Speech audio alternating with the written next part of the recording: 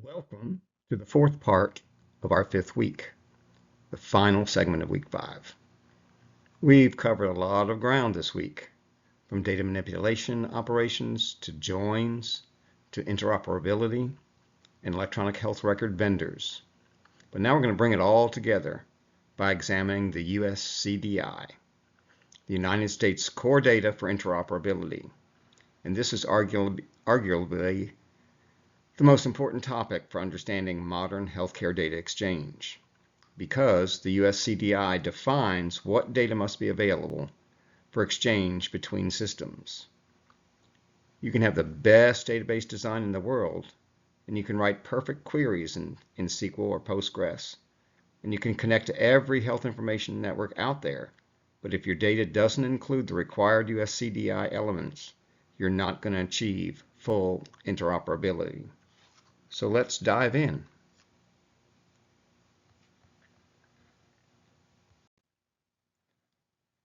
Before we get into the USCDI specifically, I'm going to review a little bit of our database journey, beginning with prior weeks when we covered data definition language and the data query language.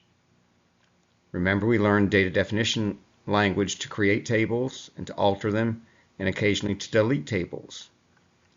Queries taught us how to locate data in a table with the select command and the where clause. During this week, we learned about how all updates and joins, which add or modify data in tables and create visualizations that connect the interrelated components, such as the patients, the providers, encounters, diagnoses, and medications. They all interconnect. So think of it as a layered system. In Part 5A this week, we learned data manipulation language operations, which is how we modify the data in our database, using specifically insert, update, and delete statements. In Part C this week, we learned about joins, which is how we combine data from multiple tables to create meaningful records.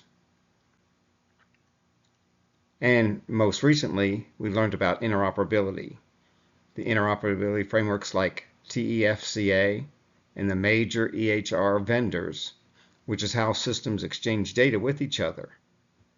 So now in this fourth part,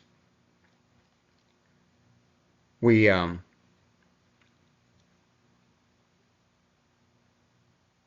going to learn more about the USCDI, which defines what data is required to be available for exchange.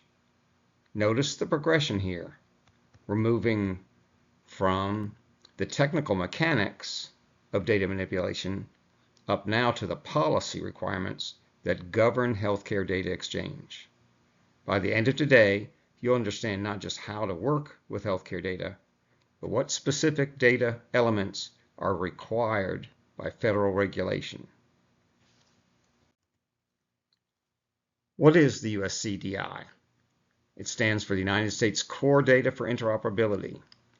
It's a standardized set of data classes and data elements that establish the baseline for nationwide health information exchange. This isn't just a recommendation or a best practice guide. The USCDI is developed by the ASTP, which stands for the Assistant Secretary for Technology Policy, and was formerly known as the ONC, the Office of the National Coordinator for Health Information Technology. They developed this standard on behalf of the Department of Health and Human Services. Now, what is the Department of Health and Human Services? HHS. This also encompasses CMS, the payer for Medicare and Medicaid, the Center for Medicare and Medicaid Services. So the USCDI replaced the older Common Clinical Data Set, CCDS, which was the earlier standard. Most importantly, the USCDI is required for ONC Health IT certification. That means if an EHR vendor wants their system to be certified, and certification is required for Medicare and Medicaid participation, they must support the USCDI data elements. And this is how the federal government ensures that healthcare systems can actually talk to each other. Let's talk about the three guiding principles. The USCDI is built on these three guiding principles that help explain its design philosophy. The first principle is core data for patient care. USCDI focuses on essential structured and unstructured data that clinicians need to make informed decisions about patient care. This isn't meant to capture every possible piece of health information. It's meant to capture the data that's most critical for clinical decision making. The second principle is consistent foundation. USCDI provides harmonized data elements that work across multiple use cases. Whether you're doing care coordination, public health reporting, quality measurement, or research, the same USCDI elements apply. This consistency reduces the complexity of healthcare information technology systems. And the third and final principle is predictable evolution. USCDI follows a transparent, collaborative expansion process. Stakeholders know when new versions are going to be released, and they're actually allowed and encouraged to participate in the public comment process that helps design these data structures so they can plan their implementation accordingly. This predictability is critical for healthcare organizations that need to budget for their system upgrades. What are the components of the USCDI? Let's clarify some of the terminology. The USCDI has two main components: the data classes and the data elements. A data class is an aggregation of related data elements organized by a common theme. Think of it as a category or a container. A data element is the most granular level of data that can be exchanged. These are the specific pieces of information within each class. Let's take an example. The medications data class contains several data elements: the drug name, dose, frequency, and fill status. So when we talk about USCDI compliance, we're really talking about whether your system can capture, store, and exchange all of the required data elements within the data class. Let's look at our xHealth database, for instance. It has a medication table that maps to the medications data class, and the columns in that table map to these specific data elements so that we can be compliant. Let's look at the timeline of implementation of the USCDI. It is updated annually, and this timeline shows the evolution from version 1 through the current draft of version 7. Version 1 was released back in 2020, in July of 2020, and at that time it was comprised of 16 data classes and 53 specific data elements. This established the foundation. Version 2 came in July of 2021 with 19 data classes and 75 data elements, adding important categories like sexual orientation and gender identity, known as SOGI, and the social determinants of health, known as SDOH. Now, version 3 was released in July of 2022 and expanded to 21 classes, 94 elements, with a focus on health equity. Version 4 in July of 23 added substance use and patient preferences, reaching a total of 22 data classes, 114 elements. Version 5 in July of 2024 introduced the orders and observations as new data classes. So we're up to 24 classes, 130 elements.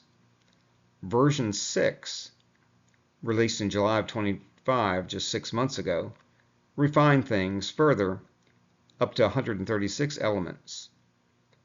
And so now we have the draft of version 7, which was released just a few days ago, January 29th, 2026, proposing 166 data elements. So the public comment period is still open through July the 13th.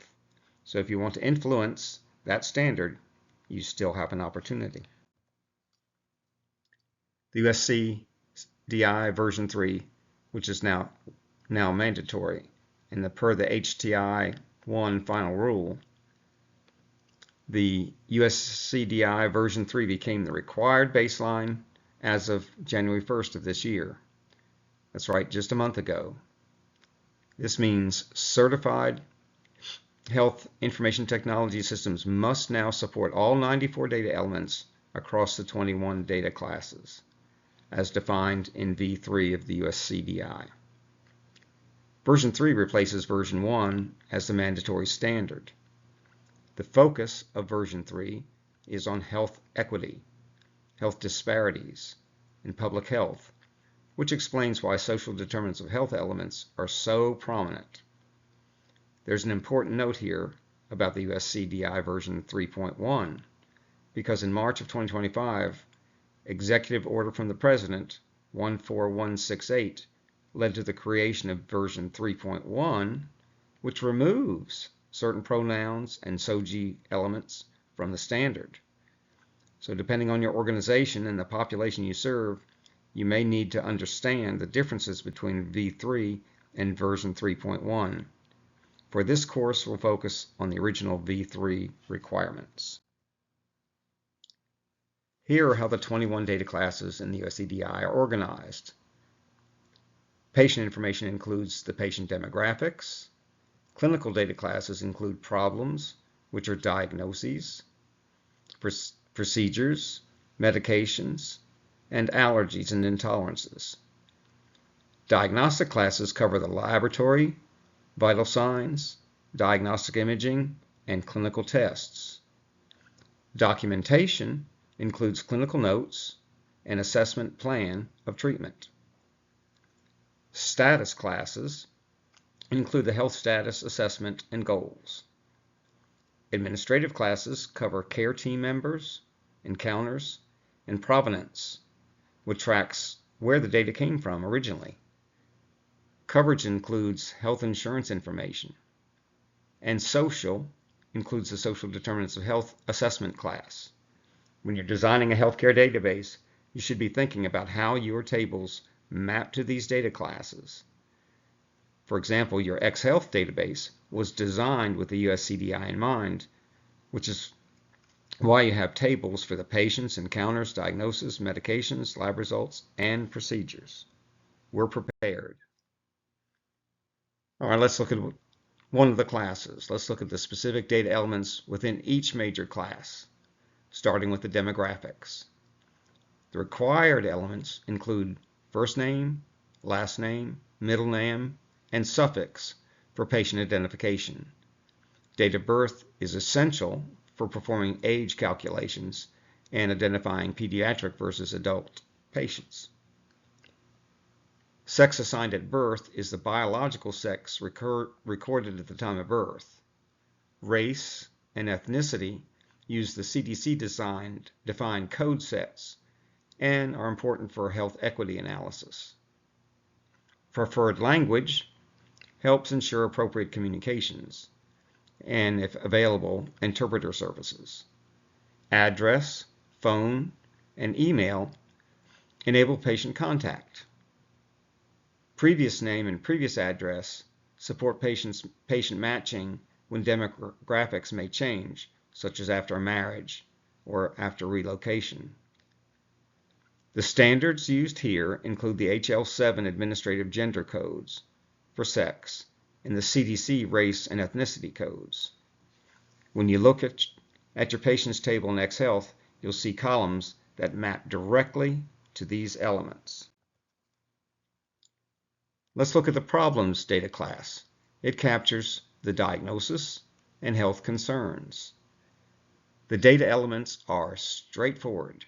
The health concern or diagnosis itself, the date of the diagnosis, the date of resolution if the problem is resolved. What's critical here is the vocabulary standard. Problem descriptions should use SNOMED CT, which is the systemized nomenclature of medicine, clinical terms. Diagnosis codes should use the ICD-10 CM, which is the International Classification of Diseases, 10th revision, clinical modification. In your xHealth database, the diagnosis table has columns for both the ICD-10 code and the SNOMED code, which allows you to store both coding systems. This dual coding approach is common in healthcare because different use cases require different code sets. Clinical documentation often uses SNOMED for its granularity, while billing and reporting always use the ICD-10 for its administrative recognition. Let's look at the medications data set. The medications data class has several data elements that together describe a complete medication record. Medication name could be the generic or the brand name. The dose is the amount of the medication, and dose unit specifies the unit of measure, such as milligrams, micrograms, milliliters. The route of administration indicates how the medication is to be given, such as oral, or occasionally intravenous, or intramuscular, or subcutaneous, or even topical. Frequency describes how often the medication is supposed to be taken, and the fill status indicates whether the prescriptions have actually been filled, which is important to follow compliance. Medication instructions provide additional guidance for the patient. The vocabulary standard for medications are RX norm for medication names and NDC, the National Drug Code, for specific drug products.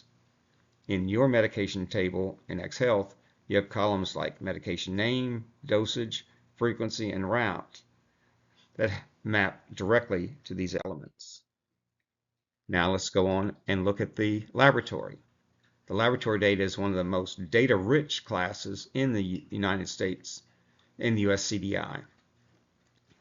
The elements include the laboratory test name, the result value, the units, the result interpretation, which would indicate whether the value is normal or high or low, and we also store the specimen type describing what was connected, like was it blood or serum or urine, and the result date and time. The key standard in the laboratory environment is LOINC, which stands for the Logical Observation Identifiers, Names, and Codes. LOINC provides standardized codes for laboratory tests and clinical observations, such as vital signs. Units of measure should follow the UCUM, or the United States Code for Units of Measure. In our xHealth application, lab results table has the LOINC code, the result value, and units columns as described. So when you write queries that join patients to their lab results, you're essentially assembling the data needed to populate the USCDI compliant laboratory record exchange. Now, vital signs is a data class that most people are quite familiar with from their own healthcare experiences. The elements include blood pressure, both the systolic and the diastolic values, the heart rate, the respiratory rate, body temperature, body height, body weight, the BMI, which is a calculated value determined from the height and weight. Sometimes we also capture the pulse oximetry, the oxygen saturation, and if the patient has supplemental oxygen, what the inhaled oxygen concentration is. So each of these vital signs has its own assigned LOINC code. Let's take an example. The systolic blood pressure is the LOINC code 8480-6. The diastolic blood pressure is 8462-4. In clinical practice, vital signs are often the first data captured at every encounter, and abnormal values can trigger clinical alerts. Your encounters table in xHealth includes vital sign columns like the blood pressure, systolic blood pressure, diastolic, heart rate, temperature, weight in pounds, height in inches, and the BMI. So we're prepared. How about the clinical notes? Well, clinical notes represents an unstructured narrative documentation, like a Word file. Unlike the structured elements in the vital signs that we've discussed earlier, the clinical notes are just text documents that capture the clinician's observations, assessments, and sometimes their plans. The USCDI version 3 defines 10 types of clinical notes that are commonly used, and let's look at them carefully. A consultation note. This might be a report from a specialist for the patient, and it's often in a Word file format. It's a text document. A second type of clinical note is a discharge summary. This could be from a hospitalization. Also, a history and physical note is a separate type of document, and these are commonly seen in the hospital, but also when a patient's referred for a consultation, there's often a complete history and physical obtained, and it has some standard structures. But in the USCDI, the clinical notes H&P has a standard nomenclature, but not a standard list of the components that must be included in it. Moving along from the history and physical, we also have an imaging narrative. We have laboratory report narratives, pathology report narratives, procedure notes, progress notes, referral notes, and surgical op notes. Each of these has a specific purpose in the clinical workflow in healthcare delivery. For example, a discharge summary note summarizes a hospital stay and provides instructions for follow-up care, while a progress note documents an individual encounter. So in your X-Health sample, the encounters table, the visit notes column, captures the narrative documentation. Though, in a procedure system, you would typically have more sophisticated document management. So what are the health status assessments? They capture information about the patient's overall functional and state of health. The elements include health concerns, which are patient-reported issues, functional status, which describes a patient's ability to perform daily activities, disability status, mental and cognitive status, pregnancy status, smoking status. The smoking status is particularly important for clinical decision support because it affects treatment decisions and preventive care recommendations. The USCDI requires smoking status to use the SNOMED CT codes with their specific values, like a current smoker with the specific values, current smoker, former smoker, never smoked, and unknown. This standardization ensures that smoking status can be reliably exchanged, interpreted across all systems.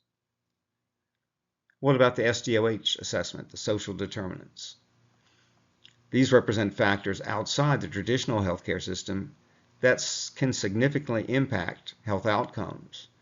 So the USCDI SDOH assessment data class includes food insecurity, housing instability, transportation barriers, educational restrictions, educational level attained, employment status, and interpersonal safety.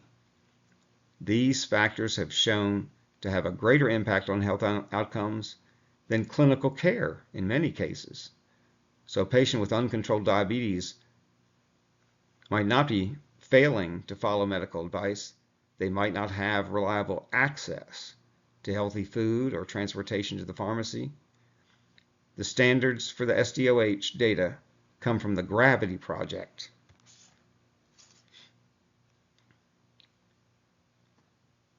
Which develops standard value sets for social risk factors.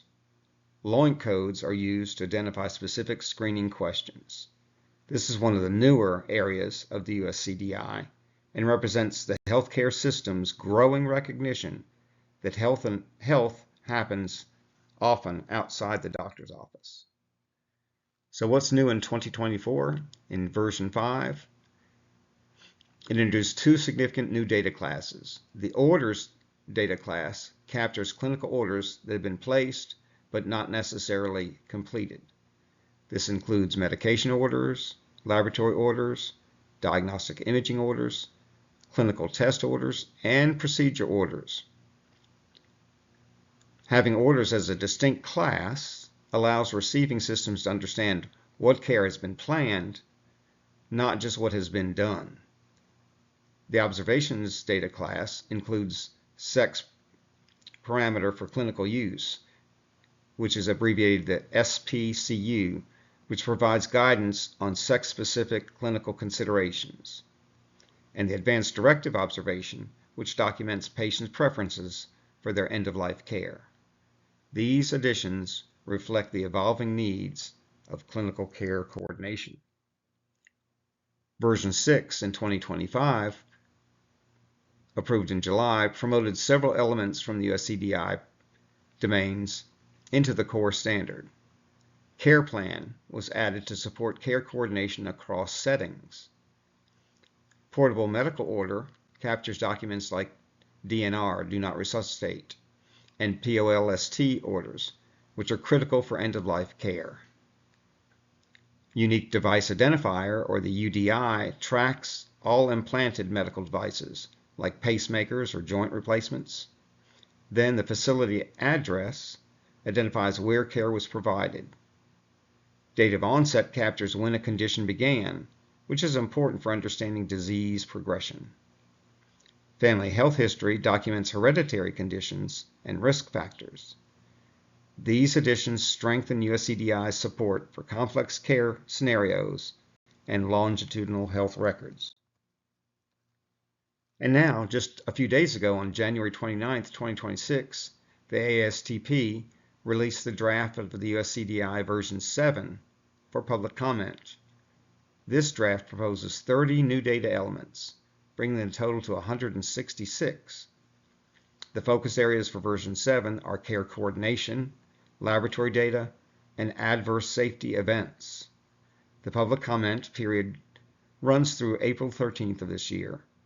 So if you or your organization has feedback on the proposed changes, I encourage you to participate in the comment process through the ONDEC system. The final version is expected out in July, following the standard annual update cycle. As health informatics professionals, staying current with these updates is part of your ongoing professional development. The USCDI update process. Let's walk through the annual USCDI update process to understand exactly how the standard evolves. In July, the submission period opens through the ONDEC system, which is the ONC Data Element Library and Content System. Stakeholders can propose new data elements or modifications to existing ones. In January, the ASTP releases the draft version based on the submitted proposals and their internal analysis. From January through April, there's a public comment period where anyone can provide feedback on the proposals. In April, the comment period closes and ASTP reviews the feedback. In July, the final version is published, and in August, the SVAP approval opens for voluntary early adoption. This predictable cycle allows healthcare organizations to plan their implementation timelines and budget appropriately. So what is the SVAP? The Standards Version Advancement Process is a mechanism that allows health information technology developers to voluntarily adopt new USCDI versions before they become mandatory. This is important because the regulatory process can lag behind the standard development process. For example, USCDI version 3 just became mandatory in 2026, but version 5 has been available since July 2024. So the SVAP allows certified health IT systems to implement version 5 now without waiting for a regulatory mandate. Currently, the USCDI version 5 and version 3.1 are available through the SVAP as of August of 2025. The benefit of early adoption is competitive advantage and better interoperability. Organizations that implement newer USCDI versions can exchange more comprehensive data with their partners who have adopted the same versions. Beyond the core USCDI, there's USCDI Plus, domain-specific extensions that define additional data elements for specialized use cases. Like the Public Health USCDI Plus includes elements for case reporting and laboratory data submission, disease surveillance, Quality SDI Plus supports electronic clinical quality measures, or ECQMs, and HEDIS, HEDIS measures used by payers. Like the Cancer USCDI Plus addresses clinical trials and oncology registry reporting, like tumor registries. Behavioral Health USCDI Plus covers mental health and substance use disorder data. Maternal Health USCDI Plus includes prenatal screening and maternal mortality prevention elements. These extensions don't replace core USCDI, but build upon it for specific domains. If you work in one of these specialized areas, you'll need to understand both the core USCDI and the relevant USCDI Plus extensions. Now let's talk about how USCDI actually gets implemented in technical systems. There's a layered relationship between three key standards. The USCDI defines what data must be exchanged. It's a policy standard that specifies the required content. Now, the US Core Implementation Guide defines how to structure that data in a FHIR format. It's a technical specification that constrains FHIR resources for US healthcare use. FHIR R4 is the transport and API standard that actually moves the data between systems. Think of it this way: the USCDI is the menu of required ingredients.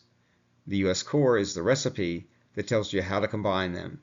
And FHIR is a delivery truck that gets the meal to the customer. Each USCDI version aligns with a corresponding US Core Implementation Guide version.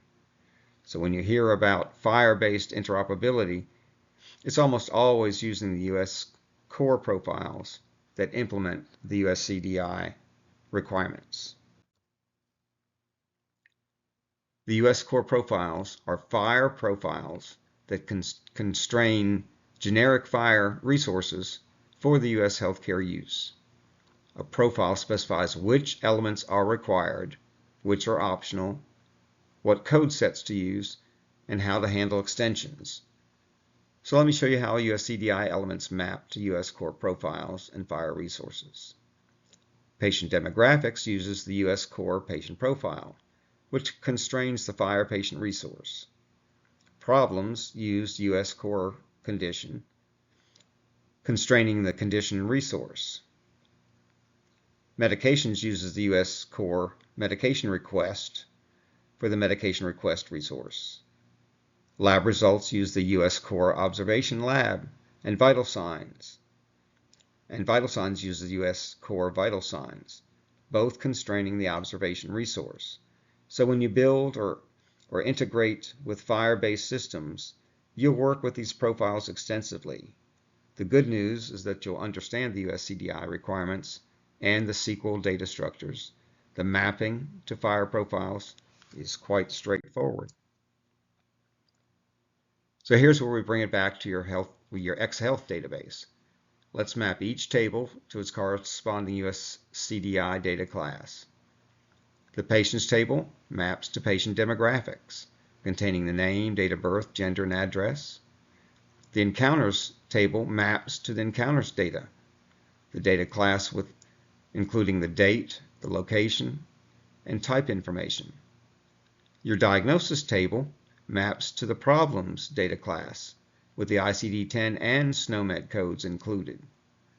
The medication table maps to the medications data class, with the drug name, dose, and frequency. And your lab results table maps to the laboratory data class, employing the LOINC codes, values, and units. And the vital signs captured in your encounters table will map to the vital signs data class. This mapping exercise is something you'll do in practice when assessing the USCDI compliance. You need to know not just what data you have, but how it aligns with the national standards. Let's show you a concrete example of how SQL queries map to the USCDI elements. Consider this simple query on the patients table. Select patient ID, first name, last name, date of birth, gender, address, phone, from the table patients, where the patient ID equals some selection, in this case P0510. This query retrieves a single patient's demographic information, one row from our table. Now look at how each column maps specifically to the USCDI's patient demographic elements. First name maps to first name, check. Last name maps to last name, check.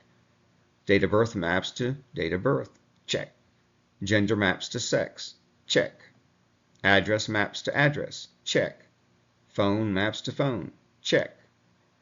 The point here is that when you write a SQL query against a well-designed healthcare database like our xHealth one, you're already working with USCDI compliant aligned data. The structure of your database determines how easily you can extract the USCDI compliant information.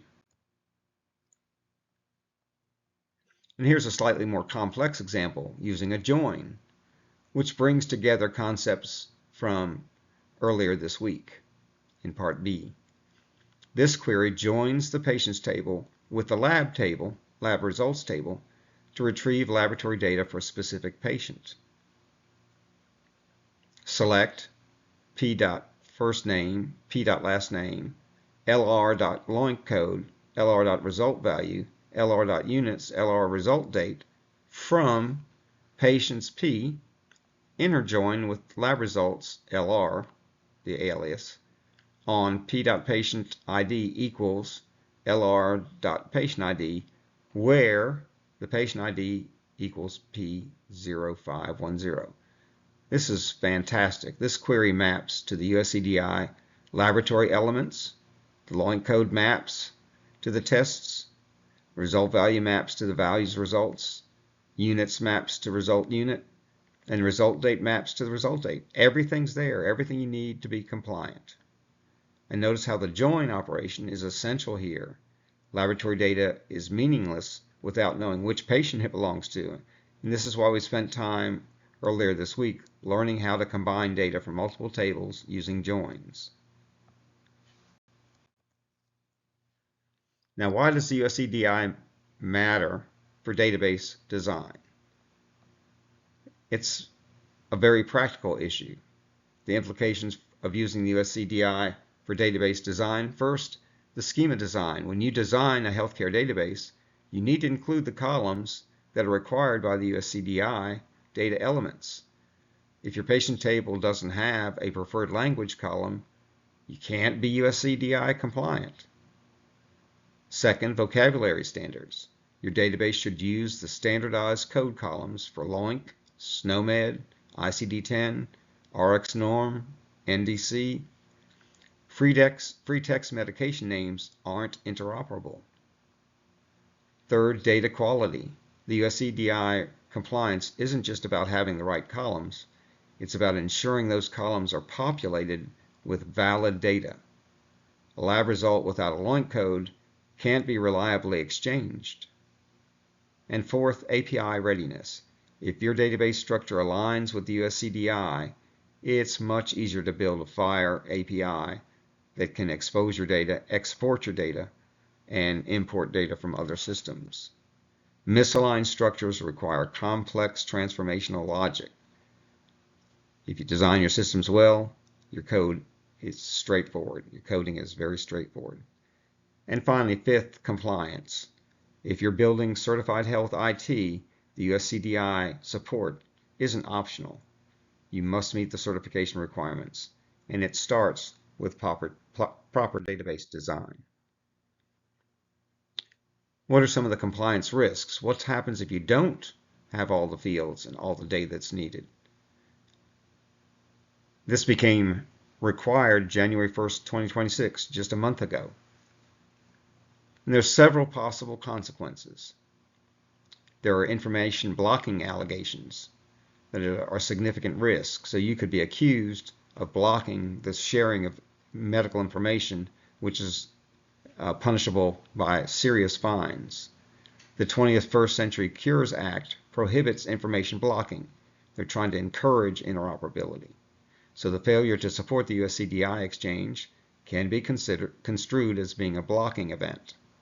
The O&C certification issues arise if your system claims to be certified but doesn't support the USCDI elements.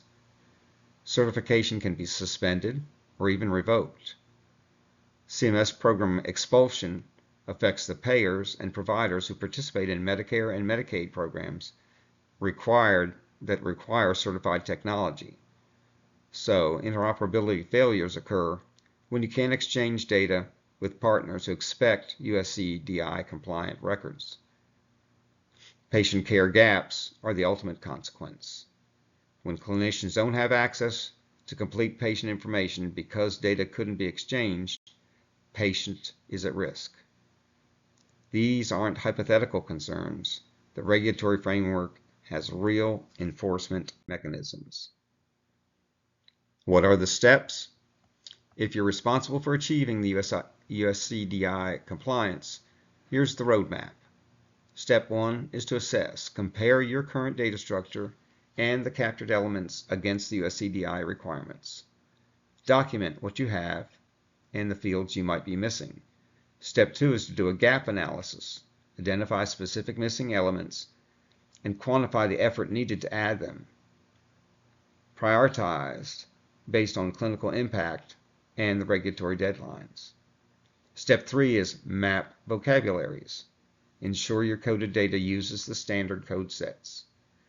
This might require vocabulary mapping projects to convert some of your local codes to the standards such as LOINC, SNOMED, or RX norm. Step 4 is to update your schemas. Add the required columns and tables to your database. This includes both the data structure changes and the changes to your application software to ensure that you capture the data.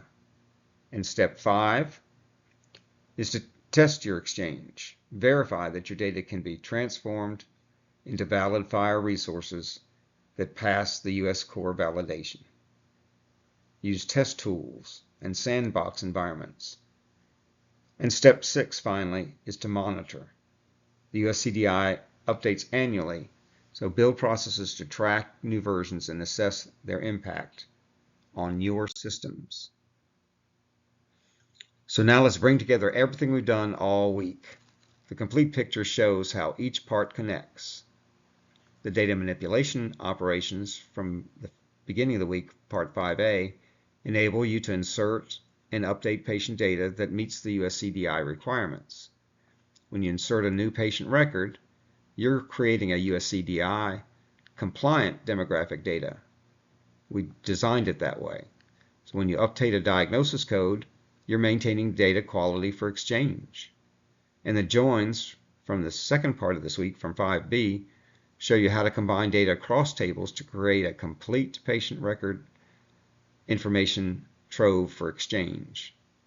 A single FHIR patient resource might draw from your patients, from the encounters table, from insurance tables. Interoperability from the third part this week provides the frameworks like TEFCA and the EHR systems like Epic and Oracle that actually move data between organizations. These systems implement the USCDI requirements. The USCDI from Part 5D, what we're doing right now, defines the data elements that must be included for appropriate exchange.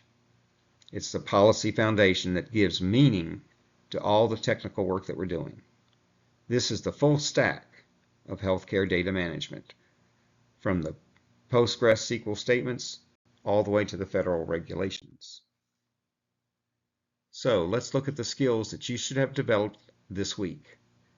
From the first part of the week, from 5A, we learned about insert, to insert new healthcare records into our database table. Update existing data using where clauses, and also occasionally delete with appropriate caution, including soft delete patterns. Then the second part of the week in 5B, we learned about joins, especially the inner join for matching records from multiple tables, the left join for all records from the left table plus matches from the right, and multiple table joins to assemble complex record relationships. From the third part of this week, we explained the TEFCA and the networks, the QHIN networks, including the designated networks and their go-live dates. And we can compare the various electronic health record vendors, including Epic, Oracle, and Meditech. And the fourth part, we identified USCDI data classes to try to understand their purpose and to map the database tables to the USCDI elements to ensure compliance. So if you feel uncertain about any of these skills, I encourage you to review and rerun the YouTubes for the relevant material before you take the quiz. So what are some of the key vocabulary terms that we've learned this week? Here's a summary. What is a DML? DML is the data manipulation language, which includes the insert, the update, and delete statements. Second, join. Join is the operation of combining rows from multiple tables based on related columns, often using a foreign key. TEFCA is the Trusted Exchange Framework and Common Agreement, the National Health Information Exchange Framework. A QHIN is a Qualified Health Information Network, an organization designed under TEFCA to facilitate data exchange. What is the USCDI? This is the United States Core Data for Interoperability, the national standard for health data exchange content. What is the US Core? The US Core is the FHIR implementation guide that specifies how to structure USCDI data in FHIR format. And finally, what is the SVAP? It's the Standard Versions Advancement Process, which allows voluntary early adoption of the newer USCDI versions. And these terms will appear on your quiz and throughout your career in health informatics. So go over this vocabulary several times. So let's summarize what we've done in this part of the week 5. USCDI is now mandatory at version 3. This affects all certified health IT systems. Remember, version 3 includes 94 data elements across 21 data classes, covering everything from basic demographics to the social determinants of health. The USCDI follows an annual update cycle with draft versions in January and final versions approved in July. The implementation stack connects USCDI policy requirements to the US Core technical specs and to the FHIR transport standards. On the integration side, your SQL skills directly enable USCDI compliant data management. The joins you learned create the complete patient records needed to support the exchange. And the EHR vendors we discussed all implement these standards in their products. This is how the pieces fit together in the real world. So we've now finished week 5. Congratulations. This is a crash course, only 8 weeks long, so we can see the light at the end of the tunnel.